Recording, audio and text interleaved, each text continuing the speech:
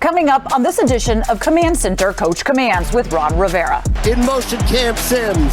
Heineke keeps it, goes for the end zone. Touchdown! Touchdown!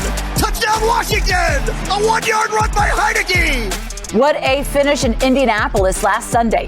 Taylor Heineke drives the Commanders down the field for what would be a game-winning touchdown. We'll talk about that with the head coach. And he joins Logan Paulsen in the film room to break down Heineke on that last drive, including how Taylor and Terry made that game-saving play happen. And tomorrow will be the first time Kirk Cousins has played at FedEx Field since leaving for the Vikings. We will break down what our defense needs to do to make sure it is an unhappy homecoming. That's all coming your way right now. Did you guys watch it? I thought it was a great game, man. Y'all had to take care of it. Peace out, man.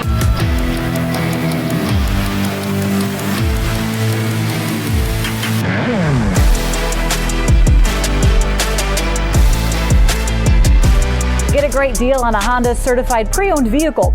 Peace of mind with incredible benefits. Finding the Honda you really want just got easier with Honda certified pre-owned. Hurry, see your local Honda dealer today. And welcome on in. Julie Donaldson here with head coach Ron Rivera. And of course, Logan Paulsen is standing by to go over some of the film, some really exciting plays. Always getting creative with it. You can do that because we're celebrating a 3-game winning streak. And coach, my goodness, I know we're going to be talking a lot about it and going over that breakdown of that final play. What is it now that you kind of step back a little bit? Like, how are you dealing with it coming down to the wire like that? Well, I think the biggest thing really is got to give credit to the players. Yeah. I mean, they stay in the game, they work in the game, give us an opportunity at the end, whether we need to make a stop or we need to score. These guys are ready to roll, and they've practiced very well the last few weeks. They've done some really good things. You see some energy coming together, so it's exciting. You hear Taylor Heineke saying that he feels like he's kind of best in that 2-minute drill. It's kind of what he did in college, and my goodness, but it does have everybody on the edge of their seats and a little extra stressed out than necessary, but they are winning, and we love it. And they're winning also because of the players and because of the play of Terry McLaurin. You know, he talks about the physical being in the weight room, how he's able to muscle that away, but also there's a lot of heart in the way that he plays the game. What's it like kind of coaching him? You know, the thing about Terry is Terry really does have a lot of desire to be very good, and he works at it. And as he talked about, being in the weight room is important to him, but all the other things are as well. And the thing you really like about him, though, is his energy and how infectious it is for his teammates, because when you see a guy play like that, you don't want to let him down. Oh, not at all. Not at all. Especially when the quarterback's doing that as well, saying, like, I'm playing every play as if it is potentially my last one out there. Before we get to this weekend, I want to ask you, Chase Young was back at practice. What's it like having him there with the guys? You know, he's one of those guys that brings the energy. He really does. And so it was good having him out there, hearing his voice again, seeing how excited he was, how connected he was to his teammates. And he's had a really good week. He really did. And I think he's getting closer and closer. So we're pretty excited about it. I know everybody's excited, but mostly him. Yeah, he missed the game. He loves the game. Can't wait to see him back out there soon enough. This weekend, we have the Vikings coming to town, 6-1. It's going to be a good test to see where this team really stacks up after your 3-game winning streak that you're on. Kirk Cousins returns. He's playing pretty well under pressure. He has a lot of weapons. They just even added to that, adding TJ Hawkinson, another tight end for him to go to.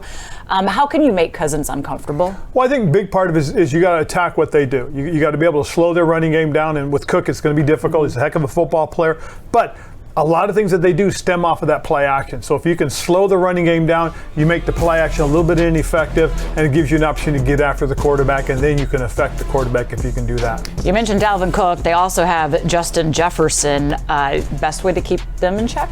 Again, now let the quarterback throw the ball. Okay, fair enough. What is it you've noticed from your defense? Because if you look at the way they're playing these last 3 games, it's a top 5 defense. What's changed for them? Well, I think a big part of it is we have played pretty well against the run. So we've slowed down the running game, which affects how teams run their play action.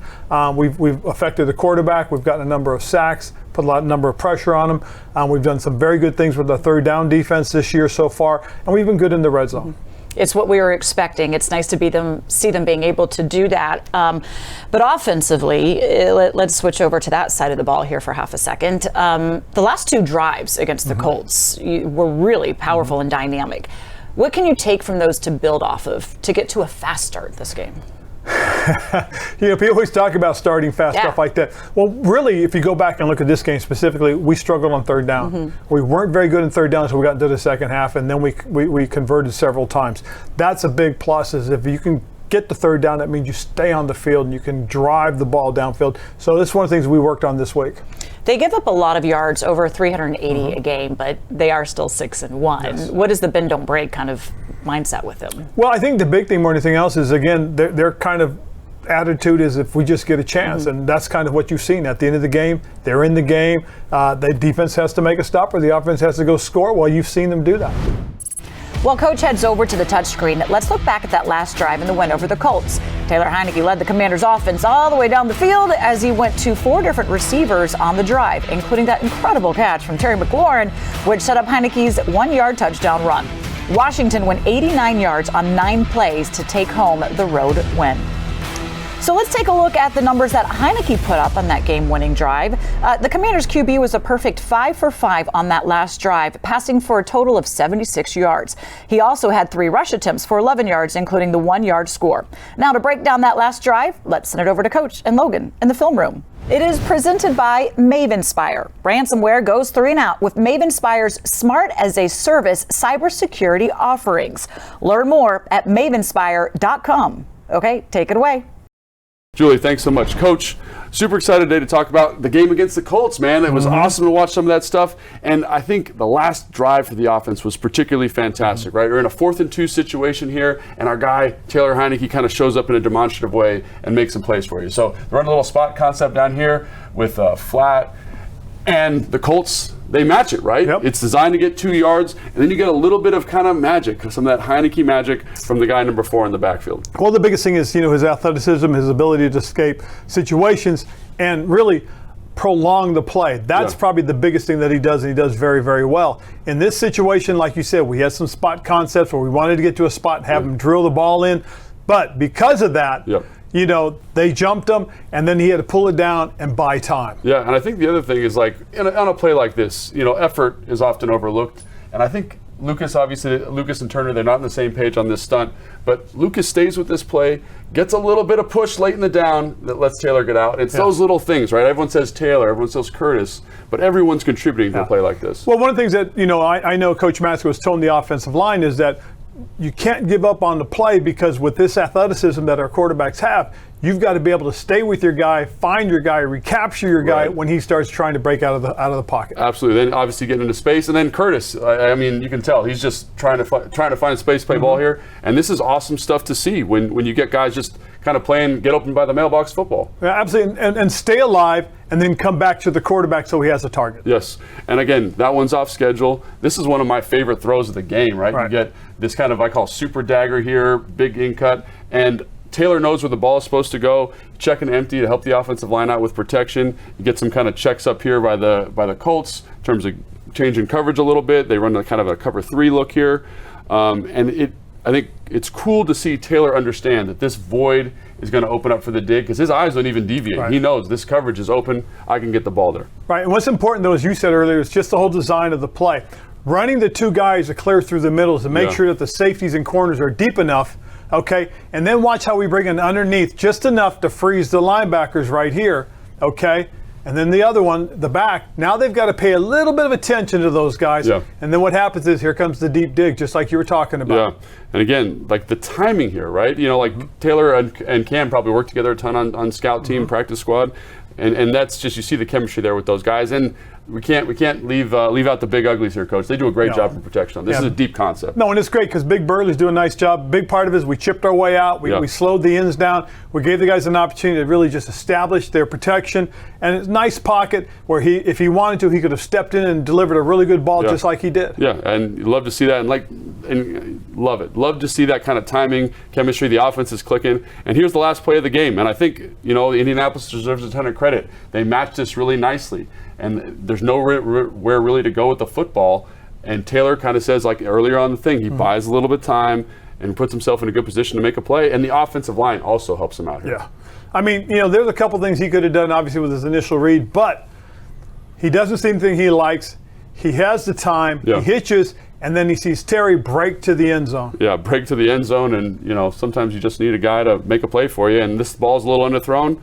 But that's why you paid that guy all that money, because he just says, that's my football, right, Coach? Absolutely. So that's the offense playing really well. And I think the defense also did an excellent job, specifically on this goal line stand. Well, one of the things that happened for us was we did a really nice job in the red zone. Okay, we stopped them 3 times. Yeah. Didn't allow touchdowns, which was huge because, again, that was a big difference in the game. Yeah, absolutely. And on this play, they're running like a little quarterback truck here. They're going to pull this guard out. And I like Casey Toohill with the awareness here to force the ball back, right, off this down block by the tight end, creates penetration. They're trying to get to the perimeter out here, and he's forcing it back to all his help inside. And our guy, John Bostic, makes an appearance and ends up making the tackle when backside pursuit. Right. To me, what they did was a conservative play, safe play, because for them, they're looking at saying, okay, we've got minimum a field goal. So what we're going to do is we're going to control it. We're going to try and keep the ball in the quarterback's hands, give him a chance to run sweep. But again, as you said, the key to this was Casey getting vertical, forcing the ball to cut back. Cut back, and excellent tackle in pursuit. Great pursuit. Love that. And then this is the play. This is maybe the play of the game, Coach. We talked about Terry's catch, whatever it is. I just think this guy on this play does an outstanding job making a tackle in space. Great scheme here by the Colts, kind of with this release to get a blocker +1 on the reverse action. Casey's got his eyes in the backfield. Not sure how he's supposed to play this, but this should be a touchdown, Coach. But your guy 31 ends up making a play. Well, first and foremost, got to give credit to Jamin. Okay, Jamin sees the action, works outside, puts it where the runner is going to cut back inside just enough to give Cam the opportunity to make the play, and then here comes the pursuit. Yeah, and again, to get him down on the 0-yard line is fantastic. And those are the types of plays, Coach, as you know, that make the difference in the game. And it's so cool to see this group executing at a high level. Well, just gave us another chance to line up one more time. And make a play, right? Coach, thank you so much. All right. Really appreciate it. Always a pleasure. For everything you need to know about the team, do not miss our flagship show, Command Center. We have you covered all week, starting on Mondays with Fred Smoot and Logan Paulsen breaking down the highlights. Wednesdays, London Fletcher and Santana Moss take you onto the practice field for a close-up look at the team. And on Fridays, Santana and Logan are here to get you ready for game day. You can see every episode on our YouTube channel and on commanders.com. You can also check us out on NBC Sports Washington weekdays at 5:30 and 10 p.m. Keep it here. When we come back, Coach and Logan will be in Coach's office reviewing the game tape on Kirk Cousins and the Minnesota offense. How is Coach preparing the Commanders for a visit from the Vikings? And a little later, Coach and I will look back at a winning moment and talk about how Washington can get another win on game day. You are watching Command Center. Coach Commands with Ron Rivera, presented by your local Honda dealer.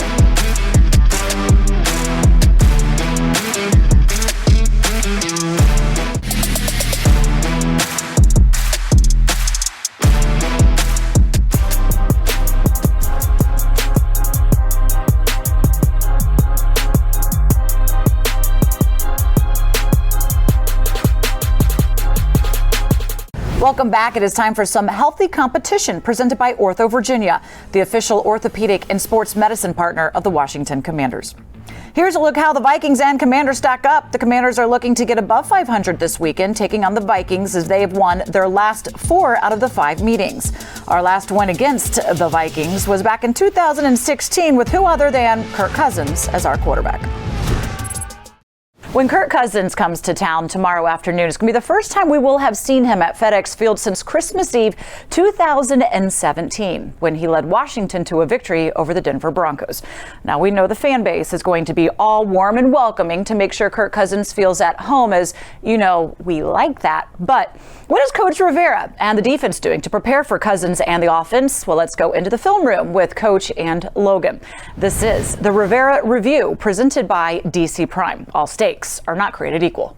Coach, Minnesota Vikings this week. Obviously, the big storyline is Kirk Cousins coming back, but I think the defense for the Minnesota Vikings does some stuff that is interesting, and it's throughout the NFL that they do, right? They're kind of saying we want you to run the football. We want to invite you to run the football. And this look right here, they've got 3 tight ends in the game, but they only have 7 players in the box. They're in this quarter structure. They're saying, please run the football. We think there's value in you running the football because we'd rather protect us from the coverage. Exactly. That's one of the things in philosophy that people are using is that what are we trying to stop? Yeah. Mm-hmm. Okay. Obviously what happens is Tyson Hill comes into the football game for New Orleans, and then Minnesota counters that by bringing in the extra defensive linemen. So basically what they're in a 3-4 defense right now. Is all they really are. Right. And what that gives you is 7 specific run stoppers in the box right now. Right. Now it also allows them to cheat their safeties up a little bit, be a little bit stronger. And really, what they're challenging you is just saying, hey, we're going to win our one-on-ones. Yeah, I think that's the thing that sticks out to me, because this doesn't make any sense to me. I feel like 22 should be in the box. He's going to run the football, Taysom Hill. But like you said, they're saying our guys, 94, 97, Tomlinson and Phillips, can win their one-on-ones consistently, and they've done that throughout the year. Well, see, and the thing about this, too, is, in my opinion, what New Orleans is doing is what you want to do to try and beat this, and that is we have a quarterback that can run the ball. Yeah.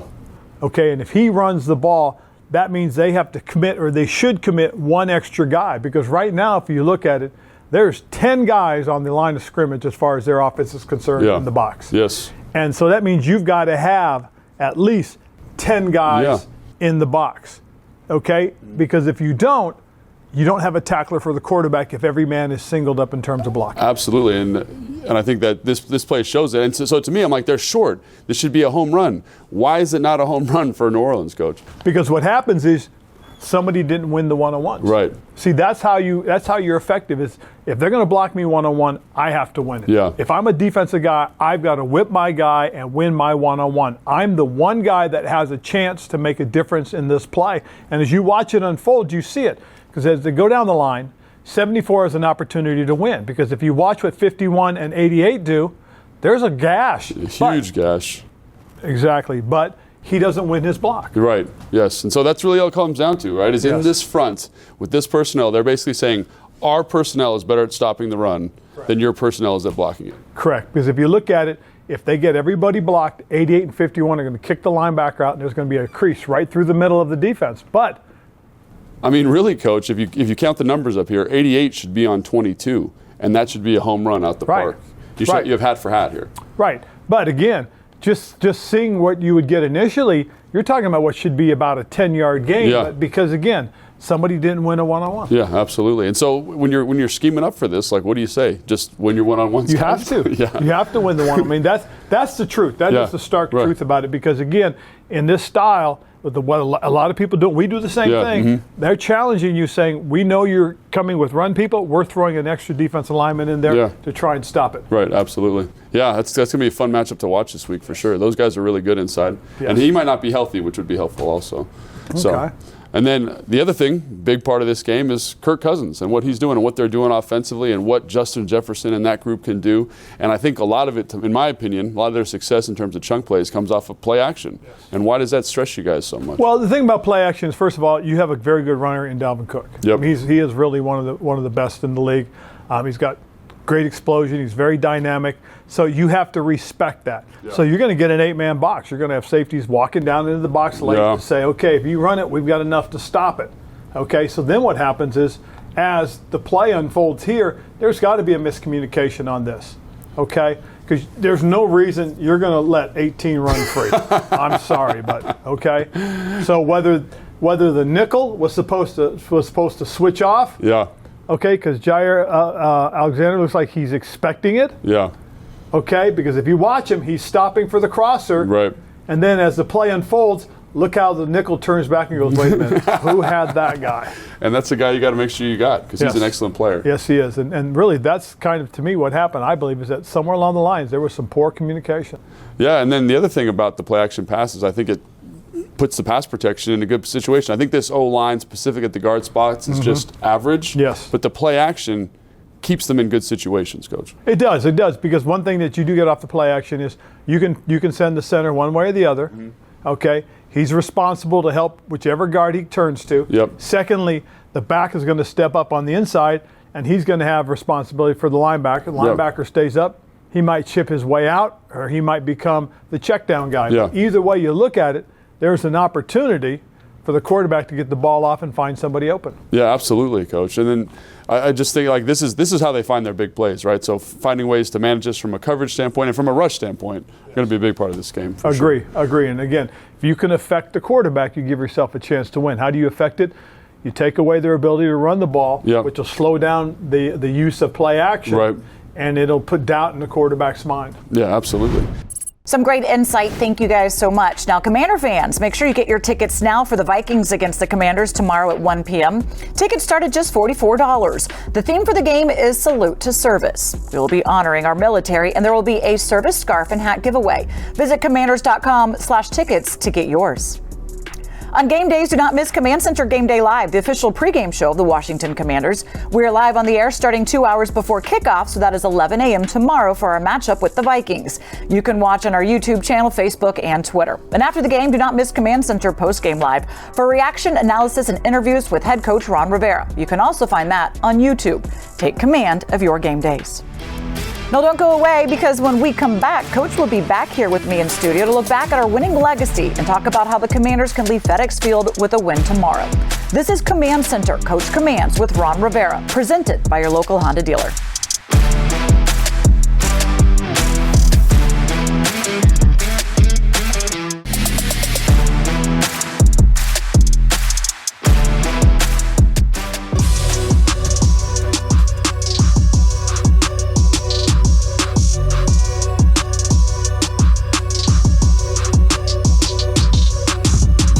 And welcome back. It is time for a winning legacy presented by the Maryland Lottery. Play fast, win fast with new fast play games from the Maryland Lottery.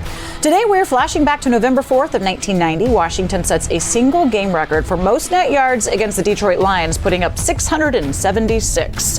While Washington nearly doubled the Lions in total yards, outgetting them by that number, 676 to 325. It took overtime to solidify the 41-38 victory. Washington completed a franchise record of 43 passes in that one. Coach, you didn't take 700 yards in a game, my goodness. I'd take it in a heartbeat, that's for sure. Ooh, things were clicking in that game. Of course, we want things to be clicking for this one as well. Look, it's been a great run. Mm-hmm. We've seen the team kind of grow over this 3-game winning streak, but it's also been one heck of a week for you on many fronts. Condolences for your family and keeping them, of course, in our prayers. But what is it that kind of helps being around the team and brings them together, and the messaging that you've had with the guys this week? Well, the biggest thing about the messaging is really about focusing on what's important and being in the moment. Be where your feet are. So if you're here at practice, be at practice. If you're at the game, be in the game. And if you're at home, be with your family. So really it is just trying to be in that moment, be focused, and really think about what's important at that time. And a lot of these guys are here because they are great football players to continue to play good football. Of course, it's military appreciation game as well. Of course, that's important to you and your family, and for us to honor all those that serve our country. I think so, very much so. And it's just so that they know that we really do appreciate their commitment and sacrifice to us. That we do. Okay, hopefully everybody will be out at that game to celebrate 4 wins in a row. Thanks so much for joining us here. And of course, thank you, Coach, as always.